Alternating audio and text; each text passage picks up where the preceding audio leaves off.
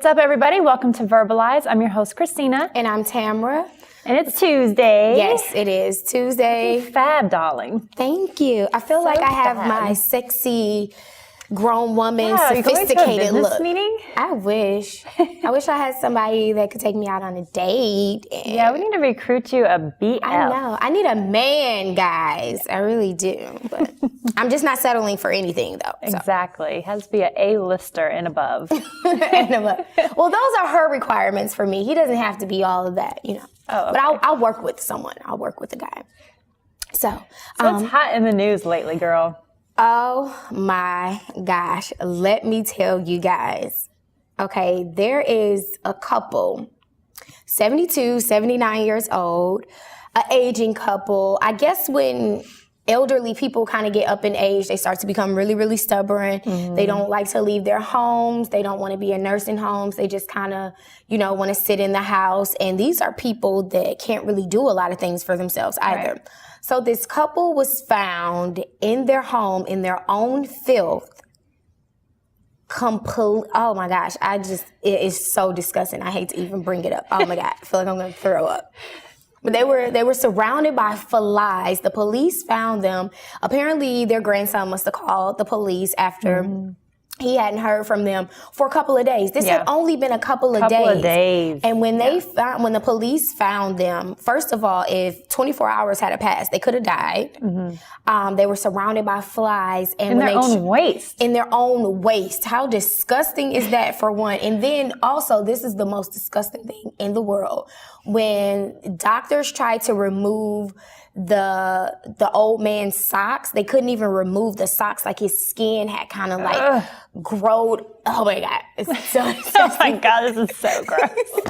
Please cover your eyes if we show any footage of this. Yes, oh my God, his skin kind of like grew over the sock, but that's not even the worst part. What is the worst part, girl? The worst, it's making my mouth water. My stomach's turning now. These poor old people. Little oldies all.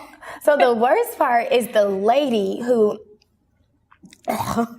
when they tried to remove her sock, oh my God, there was like maggots. Oh my God, it's making me nauseous. It is. There were maggots that were like, okay, so this happened in Nebraska. I don't know if that had anything to do with it. Maybe they lived on a farm. I don't know. But I don't think in the suburbs you would have been covered in maggots. But maybe you were. I don't know. And they were only there for a couple of days. I'm like, how were you? Was the house? I wonder, was the house nasty to begin with? Because.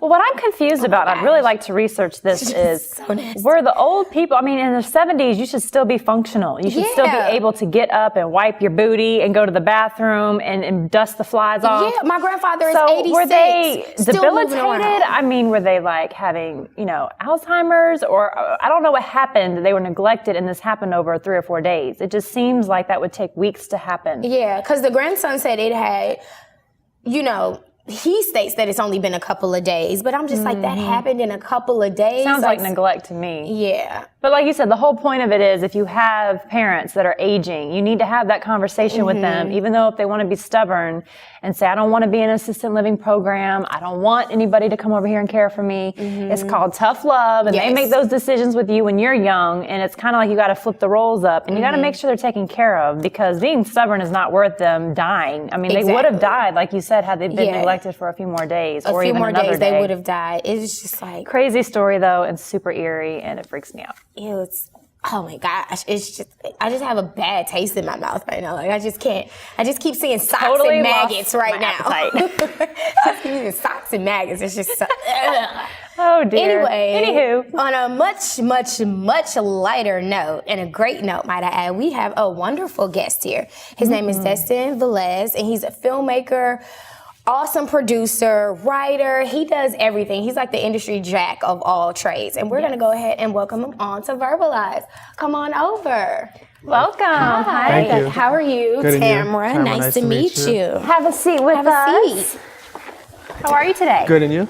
Great. Oh, he's cute. So cute. Thank you. If you didn't know, I'm looking for a boyfriend, and we'll talk about that later. But so tell us a little bit about yourself. Like, where are you from? I'm originally from Pennsylvania. I grew up in a town called Reading. It's outside of Philadelphia, closer to Lancaster and Allentown. Was there too after high school. Then I went up north to Boston. That's where I had my son. I have a 13-year-old son. Was in Boston for a while, then went to New York, then Los Angeles, and now I'm in Atlanta. Okay. So what brings you to Atlanta? Well, a few things. I've been doing film and TV for about 11, 12 years now. So I figured I did New York, did Boston, did Los Angeles. So I ventured into music as well. I have a few artists that I deal with. One's actually nominated for a Grammy for a group that they're performed with called Filmmaker. Her name's Treasure. So we're excited about that. And so I wanted just to really see what Atlanta had to offer. And I heard it's the new Black Hollywood. Although I'm Puerto Rican, they said, you can make it down there. And they was like, you can make it.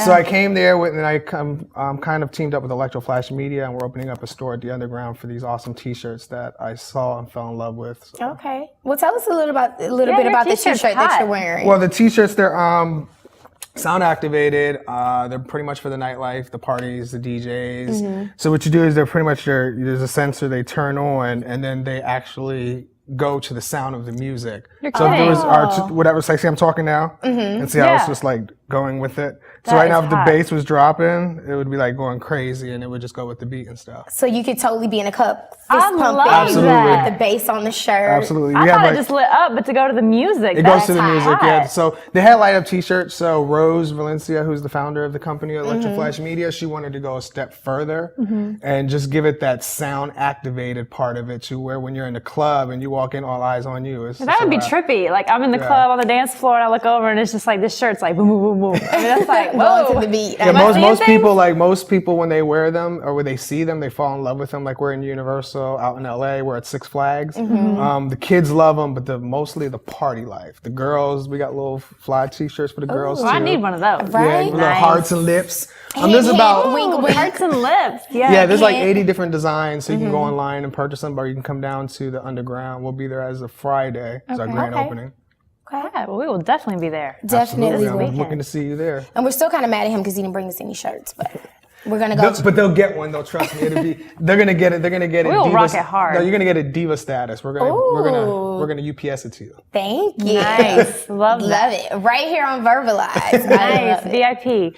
So tell us a little bit about your company that you have. Never Say Never Entertainment. I did a lot of ghost, if you would, we call it in the industry, where I did a lot of producing, a lot of creative concepts for people like Puff Daddy and things of that nature. And I wasn't getting the credit for it. It was like, you're the creative force behind something, but because they have the name, they take the brand, which is cool. I got that. Right. So I was like, my sister, her name is Michelle, by the way. Shout out, Michelle. Hey, Michelle. She kept saying, you need to start putting yourself forward. You need to start branding you. You are the creative force behind all this. So I said, that makes sense. So in 2007, I had a little quick affair with Brandy's Never Say Never CD. It was like my inspiration to that was like in 97. So I was like, every time that I was going through something, I would put that CD on and one song would get me through it. So I was like, I want to work with this girl. So she inspired a lot of this. Okay. So then 2007, I said, you know what, I'm going to do it.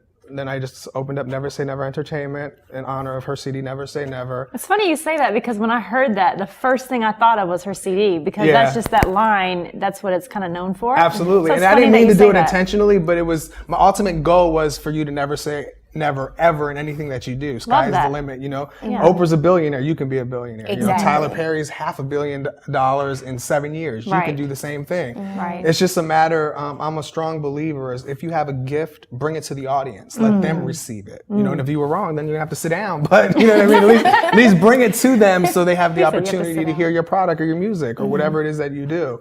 And your gift will make room for you. So I'm really big on taking, a mentor program with AI out of LA, students, things of that nature, work on my productions, and we just create some hot stuff. Now, what's your piece as far as, I know you're really big with TV, you've been in a movie with Kerry Washington and things like that. So are you still loving the acting piece of it? No, I mean, I thought that that's how I started. I was going to be an actor. I went to New York. That's when I went to New York. I was like, I'm Puerto Rican. I can make it in New York. Everybody's in New York. This is right around when Jennifer Jennifer Everybody's Lopez. Puerto Rican in New York. Yeah, exactly. And the Jennifer Lopez was popping. I was like, but then I realized I wasn't her. You know, so I wasn't getting no. You know, I'd done some When things. did you realize that? Well, after they kept saying, "Oh, well, you have to play this gang roles," I was like, I don't want to be a gang member anymore. I'm tired of portraying this. We're better than that. So then I started to say, okay, well, let me start writing things that I've experienced, and that's how I became the writer part of me, and just started writing. And then after I wrote an enormous amount of screenplays, I said, well, how am I going to get these movies done? So I started going to different production houses and, you know, talking with different contacts, but they weren't as passionate as I was. So they were just like, oh yeah, we'll get to it. So then I had to learn how to produce. Right. So then I says, well, how can I take this film that's going to cost X, Y, and Z and get it made without, you know, Hollywood? So I started doing that, and then I started producing my own stuff, and then I started bringing it to different directors, and then they would tell me, well, you know your vision better than them, so you should direct it. So that threw me into directing. So I just started being a one-stop shop and just started doing everything myself and speaking on things that I feel that matter, not what Hollywood thinks that matters, you know? Because my goal is to change one person's life at a time, and if I did that, then my work actually, it was accomplished. It's not about making $1 million. It's about what is my son's generation going to get out of this? What is his kids going to get out of that? That's wonderful. It's Yeah, about that's leaving really a legacy, and more of us need to do that. It's just like, I think in the industry, people come into it and they just want to make $1 million and get out of it. But then you have your Britney Spears and your Lindsay Lohams, and you know, they go off the deep end because they don't know how to handle it, because they're not appreciating the gift that they have. Exactly. You're right about that. That's very true. And like you said, I mean, if you go after something that you're passionate about and you have all the tools and skills and the team around you, you're going to make money. Absolutely. I mean, that comes with it, you know what I'm saying, at some point. Comes with the territory. But yeah, you got to find your passion and what you're good at. And like you said, you got to find something that's different, kind of your niche. What's going to set you apart. And it's about really not quitting. If you stay in line, your turn will come. Most people give up. They can't wait the 10 years. They can't wait the 15 years. That's a great line. Say that again. Which one? Wait your turn. If you stand in line and don't get out, if you don't get out of line, your turn will come. Wait your turn. You have to pretty that. much just stand there, stay still. Sometimes, you know, I'm a spiritual person. Sometimes we just want to be all over the place, and we want it to come as fast as we want it to come. Just like, I think there's, if I get the saying right, if I don't get it right, please forgive me, y'all. Where, you know, he's never, when you want him, he's not there, but he's always on time. Yeah. It's the same exact thing. Is when this happens, it happens so fast, you got to be ready for it. And sometimes he won't give it to you if you're not ready for it, because you don't know how to, you know, you misabuse it, you go out of control. I've been, like I said, I've been doing this since I've been 20. I'm 33. Oh, wow. And finally, right now, I'm at a peace, because whether or not, you know, Hollywood ever does the distribution for my movie or whatever that I independently shot, which I'm sure we'll talk about in a minute, but I accomplished what I wanted to accomplish. I lived my dream. Yeah. So I left a legacy for my people, for my purpose. You know what I mean? So it's not about all the time, you know, making the $1 million. Again, it's about making something that. Well, you can tell you've been in the industry for a while, because you sound like you've been there, done that. You've endured everything that you got to go through, and you've really got a mature, wise aspect on it. You have to. Like, I've been beat up. I've been taken advantage of. I've still interned. Yeah. I mean, my company's been, you know, popping since 2007. I still have to make decisions to where I say, okay, well, this is a better opportunity to take me one step further to my goal, but they're not paying, so I still have to do it. Yeah. Right. So it's just like, I consider myself still an intern. I still learn. I still go through what everybody else goes through. But one thing that I did learn was, if it doesn't have any purpose, don't attach to it. Because what you're going to do is you're just going to end up being overexposed, and you're going to be around the wrong people. You have to find your group of people. And I've been fortunate to find a team of people who believe in what I believe in. And it's about finding people who believe in what you believe in. And once that happens, the chemistry is unstoppable.